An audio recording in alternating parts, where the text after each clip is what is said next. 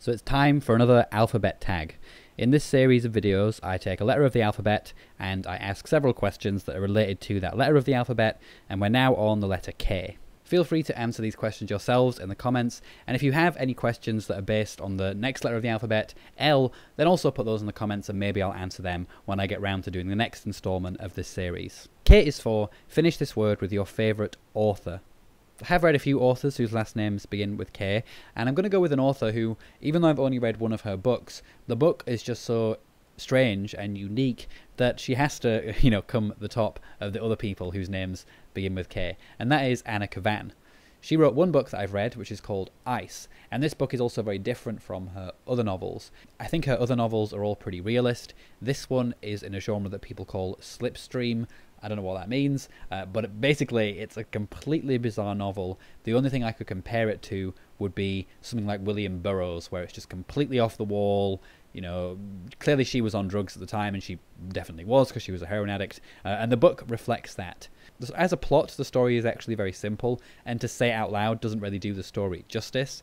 Essentially, you have a man who is following this woman who is also being pursued by another man, and there's the context, which is an apocalypse in which the world is freezing and the ice is slowly following these lovers as they're running around.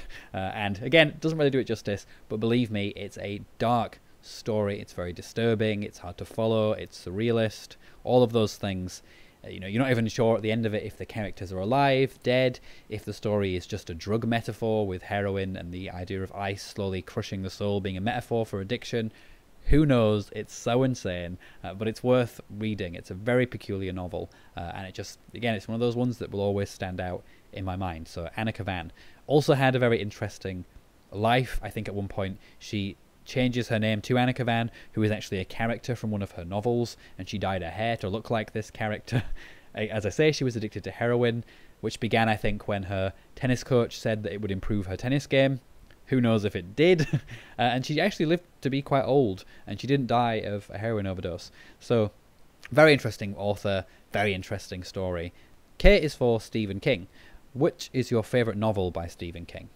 I've read a handful of King novels now. I've read The Shining, which I quite enjoyed. I put it to the film because I like how it focuses on the family drama rather than just the scary aspects. I read Misery, which was the first King that I read, and I really enjoyed that. I read that because of the film, and it is way more horrific than the film, although the film is still very good. I read the first book in the Dark Tower series, but I never picked up on the series. It's not that I didn't enjoy the first book. I don't know why I didn't carry it on. Maybe it just felt like too much of a commitment to read a whole series. I need to get back to that at some point. I think the most recent book that I read by King was Pet Sematary, which I really enjoyed until the father digs his son up. And then we go a little bit too into zany, over-the-top melodramatic horror. I think the story just really ended on a dud note.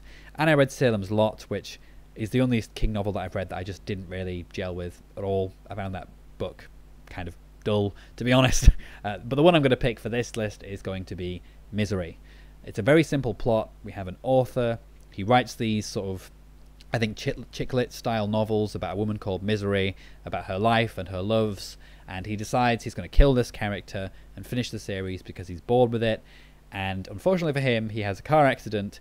An obsessive fan picks him up, and he thinks that that's great at first, until this obsessive fan learns that he's going to kill Misery off because she sneak reads his manuscript, and she goes completely crazy, locks him in this house, does all kinds of horrible things to him, tortures him, abuses him, until he changes the ending of the story. A fantastic idea for a story, especially for a novelist to do that. Clearly King is, possibly has some experience, not necessarily of that, but of this sort of relationship between the author and the fan, and how authors have very different relationships to their work than fans do. An example of this actually in real life that I'm aware of would be Agatha Christie. Apparently she hated Poirot, she couldn't stand him, but she felt compelled to write more books because the people loved him. And so you do get that kind of relationship, and King really taps into that excellently. I also like how simplistic the actual story is. The conceit itself is very simple. There's not too much of the melodrama horror stuff that I think where King gets into a bit kitschy territory. It keeps its tone. It's just a really effective book, and also a very good film was made of it as well. K is for King of the royal kind this time. Who is your favourite male author? I'm going to split this into old and new authors just because I think it's nice to make comparisons in that way. So if we're thinking old authors, I would think Dickens, Dostoevsky, or D.H. Lawrence. I think at the minute I'm going to go with Dickens because I'm reading all of Dickens' books and I am enjoying them immensely. I really like Dostoevsky. I loved The Idiot. I love Crime and Punishment. The Brothers Karamazov, I can't say that word today, but the Brothers one, it just didn't gel with me. I think I'm going to have to read it again because, you know, people see this as one of his greatest works and one of the greatest works of literature. But I just didn't get it. So that's one that I'm on the fence about and did sort of put me on the back foot a bit with Dostoevsky. But Dickens, I just adore his writing, warts and all. Yes, he uses language in a convoluted style sometimes, but oftentimes that's for comedic effect. His characters might not be complex, but they're theatrical, and I like that. I like that aspect in his books, and I think he's actually very underrated when it comes to his women characters. A lot of people just immediately go on the sort of tirade that you know, his women are either pure souls or harpies, and he certainly has harpies and pure souls, but I think his women characters deserve a little bit more credit than that, to be honest. I think his plots are amazing, they're engaging, he keeps me hooked, he keeps me going back, and so it's going to have to be Dickens if we're going on old authors. If we're going to go for modern authors, there are a couple that come to mind. I think Clive Barker probably is going to be my choice for this. I just think he's an amazing fantasy writer, and I suppose he is very successful, but he feels to me like he's underrated in comparison to, say, the likes of Stephen King or Neil Gaiman. But I see him as better than both of those writers, and quite significantly. He doesn't delve too much into the kitsch and silliness I think King does sometimes, and I just don't gel all that well with Neil Gaiman. I've not read that much of his work though, so maybe that's just I haven't found the right Gaiman book for me. But Clive Barker, I think, is amazing. He does horror really well in his books of blood. He does kind of epic fantasy almost with Imagica, and he does more urban fantasy as well with things like Weave World. And I also really enjoyed Sacrament, which I think is a very underrated book by him, and quite a personal book, it seems to me, and one that I related to a lot, or at least certain passages in it. So yeah, for me it's going to be Clive Barker. I think he's an underrated and great writer. Another one though would be Ray Bradbury. I've not read much of Ray Bradbury's work. I've only really read Something Wicked This Way Comes and Fahrenheit. I can't remember I think it's 451.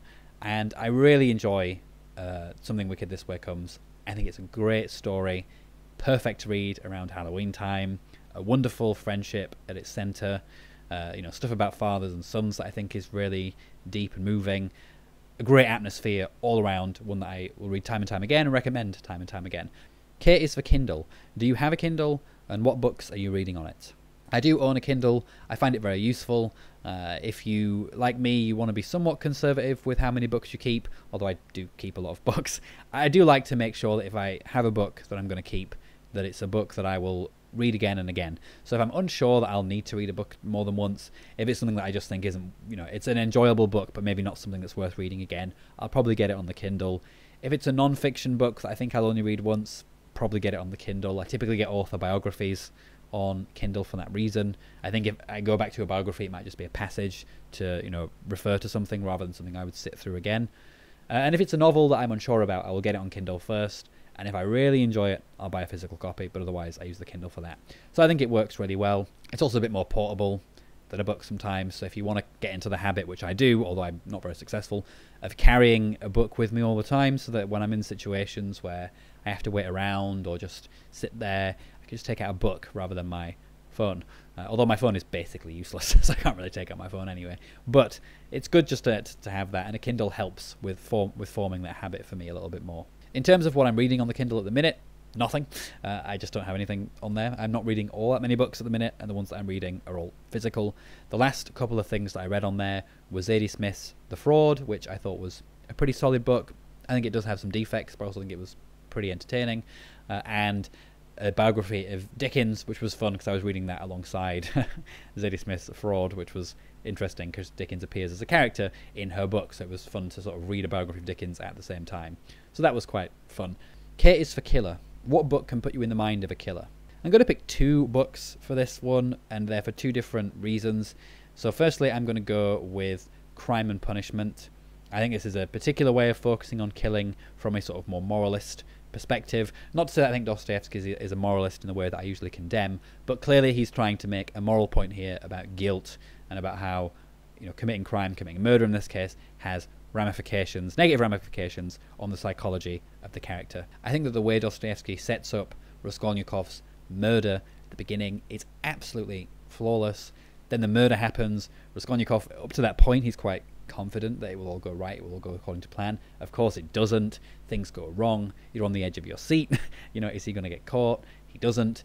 But then you have this slow eking out of guilt, psychotic dreams episodes, you name it, it's all there, all coming out and unfurling. You also have the character of Svidrigailov, I think I'm saying that right, and he again provides a nice counterpoint to Raskolnikov, because he is someone who is more committed to his crimes and his evil, but even that catches up with him eventually. We get a very eerie scene with him towards the end of the book. Quite a few eerie scenes actually, but I'm thinking of his final scene here in particular. I think that Dostoevsky does a perfect mapping of crime and its aftermath on the person, and how the punishment, really it's not about the prison sentence, it's about you punishing yourself, because your body and your mind won't let you get away with what you did, even if you might get away with it in terms of the legal system. The second one I'm going to choose is the Marquis de Sade, and I'm going to go with Juliet rather than Justine, because Juliet is told from the perspective of the crazy, murderous Juliet. So I'm going to go with that one.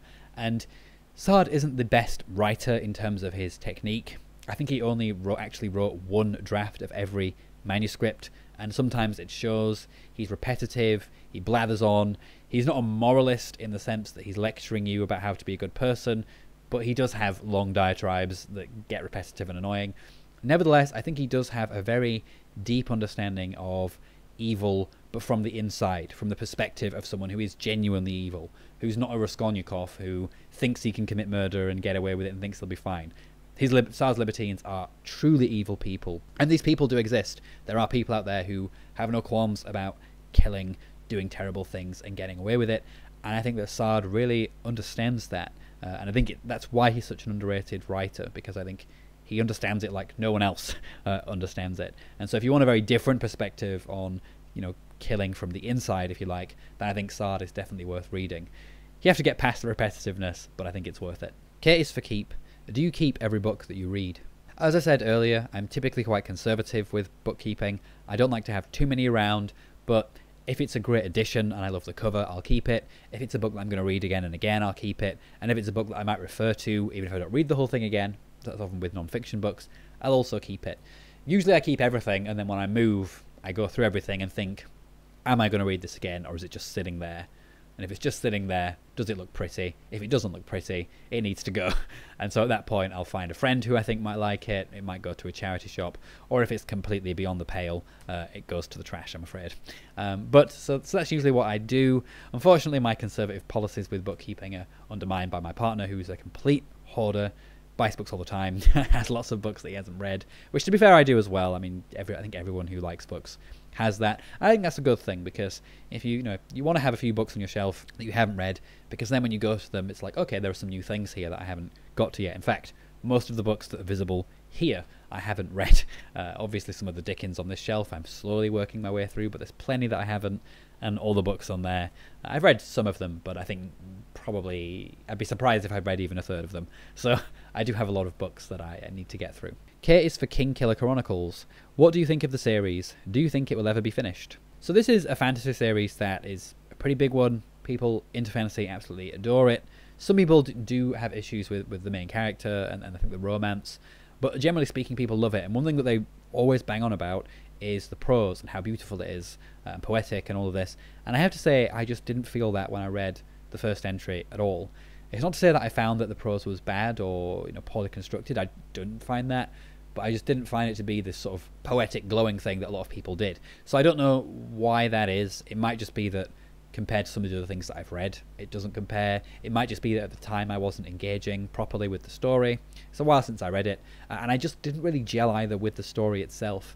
I found Kvothe a very irritating protagonist, and I think that might be part of the point, that he's sort of got this bravado, he's telling his story, perhaps he's an unreliable narrator, all that kind of stuff. Still, even when someone has that, I like to find them fun. To make a comparison, think of the protagonist in the Gentleman Bastard series, whose name I am forgetting at this point. Oh, Locke Lamora. And he also has this bravado. He's very cocky. He's a bit of a, a bit of a knob, but he manages to be endearing about it. He has something that centers him. He has something that makes you like him. I think that's really hard to pull off because, if you're going to have an obnoxious character, you have to make them likable. And I'm just not convinced that King Killer does a good enough job with that.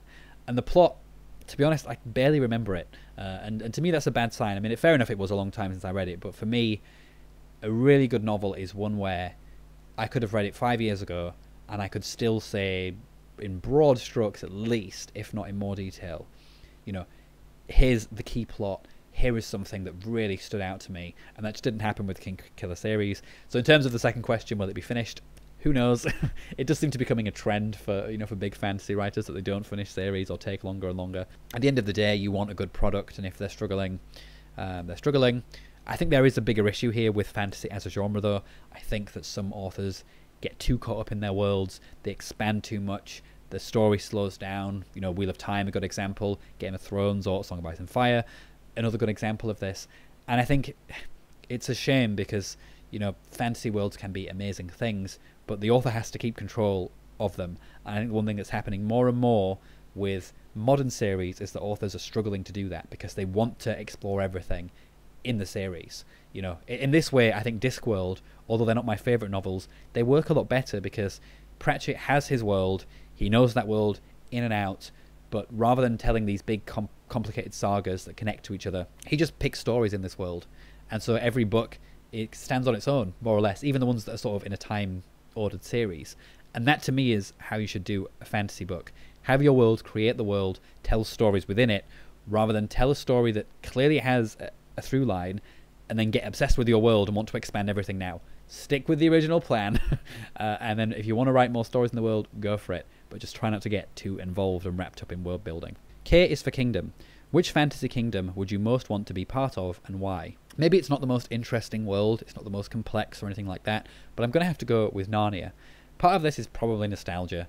This was the fantasy world that I played a lot of make-believe in when I was a child, so it just brings back all of that. All those memories. There's a reason why Narnia was the world that that really grabbed me more than Harry Potter, more than any other one. And I think a part of that is that Lewis, to me, he's much better at inspiring awe and wonder in his readers because he's not necessarily obsessed with the details of his world. He leaves things open. He creates a very expansive world that makes you wonder, what was this? What's happening? And he even said, I think, to a fan who asked if he'd write any more books, that he was done writing books in Narnia, but he felt like there were aspects to the world that he hadn't explored, that maybe this fan or anyone else would want to get into.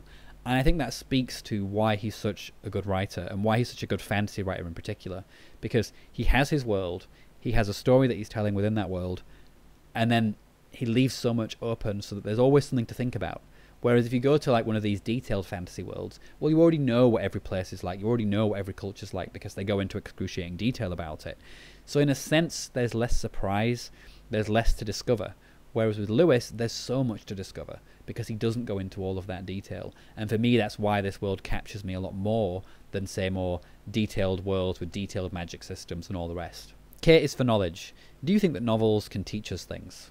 Obviously, novels can teach us things, but I think we should be careful because at the end of the day, novelists are not, they're not necessarily any more expert in life than a normal person. Their art really is about storytelling.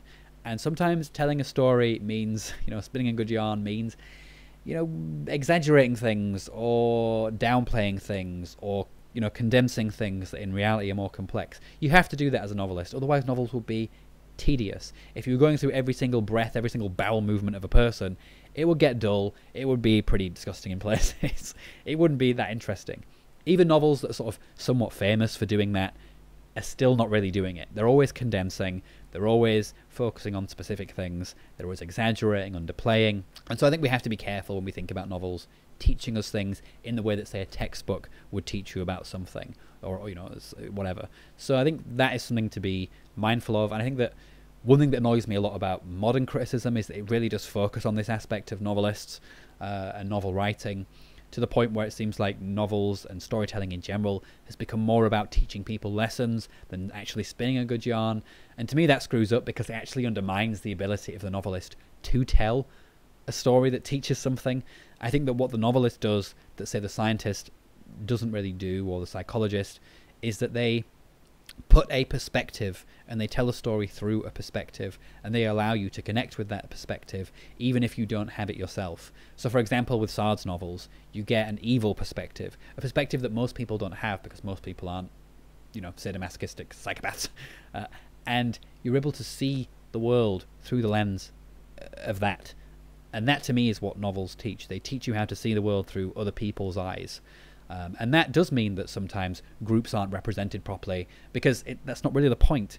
The point is to see it through this perspective, and that perspective might not be the perspective of the group that's being represented. So that's something that I think is missed in a lot of that discussion, and I think that that's really what novels do teach.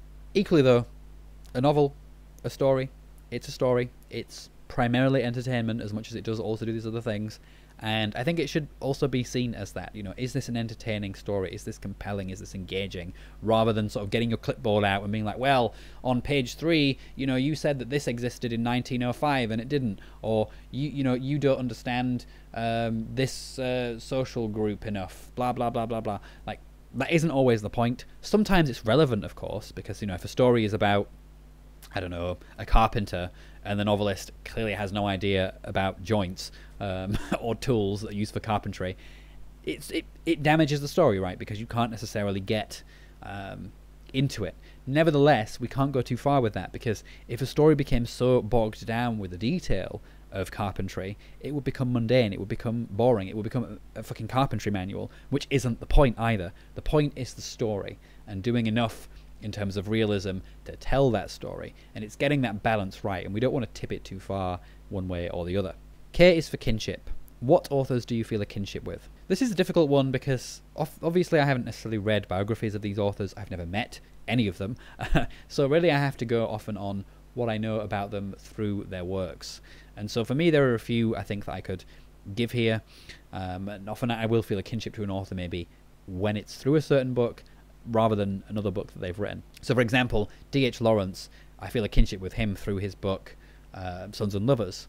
The story of the relationship between the boy and his mother, the sort of smothering aspect to it, having to sort of pull yourself free of that to be free and independent, is something that I can relate to. Also just the family drama as well is something that I can relate to, and so through that I can relate to Lawrence because the book is somewhat autobiographical for him. Another example would be Emily Bronte. Again, I like the dichotomy between sort of this, her as a personality, and also in Wuthering Heights, this dichotomy between sort of calm, you know, introverted side, and then this violent, passionate side. And for me, I feel a kinship with that because I am that kind of person. Typically, I'm, you know, quite pleasant, polite, but then I also have a temper that can be quite ridiculous. So I feel that, and I feel that kind of passionate side, and it's why for me I actually don't find Wuthering Heights all that dramatic, in the sense that it's unbelievable. Obviously Heathcliff and Catherine are melodramatic people, but those people do exist, and I can relate to them because I sort of see myself as being not cruel in the way that they're cruel, but I can be angry in similar ways. And so for me, I really feel that, and insofar as Emily was also like that, I would say I feel a kinship with her. Lastly, I'm going to say Dickens, and this is more to do with his actual character rather than, say, his books. I just really admire Dickens' work ethic. He really was driven from the beginning to make something of himself in his life, and arguably he worked himself to death, you know, like the horse in Animal Farm. And I just really admire that, you know, the fact that he was so passionate about his writing. And before that, he was passionate about the theatre. It didn't work. He goes to writing. He does the journalism stuff. He opened up a shelter for fallen women at one point. He's just constantly on it, travelling, meeting people, working, and then obviously kind of reinvigorating his theatrical career at the end of his life by doing his readings. And to me, that's just really inspiring. I'd like to emulate people who go above and beyond. And while I don't know if I'll ever meet that standard, because that is a very hard standard to meet, it's just very inspirational to me, and so I feel a kinship with Dickens there in the sense that I'm trying to strive for that, although I don't know if I ever will. Alright, that is it for this episode of the Alphabet Tag series. Let me know down in the comments how you would answer these questions, and of course, If you've got any questions that begin with L that you want me to get to in the next entry in the series, also leave that question down in the comments too. Take care, everyone. Ta-ra.